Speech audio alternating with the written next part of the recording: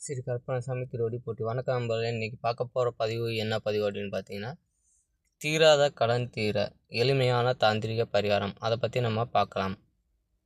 ஜாதகத்தில் பார்த்திங்கன்னா, குரு இருக்கிற ராசியில் கோச்சார கேது வரும் காலத்தில் கடன் ஆகும். இப்போ நீங்கள் இந்த தீராத கடன் தீர்வதுக்கு பார்த்திங்கன்னா, குரு அப்படின்னாலே மஞ்சள், கேது அப்படின்னாலே நாகம், செந்நாகம். இப்போ நாகம் போல் இருக்கிற சாட்டை, குருனால மஞ்சள் இல்லையா, அதனால் மஞ்சள் கலர் சாட்டை நீங்கள் கருப்பண்ணசாமி கோயிலுக்கு போய் சாட்டை வாங்கி கொடுக்கலாம், தீராத கடன் தீரும். அடுத்து பார்த்திங்கன்னா, ஜீவ சமாதிக்கு போய் மஞ்சள் துண்டு வச்சு வணங்கிட்டு வரலாம், தீராத கடன் தீரும்.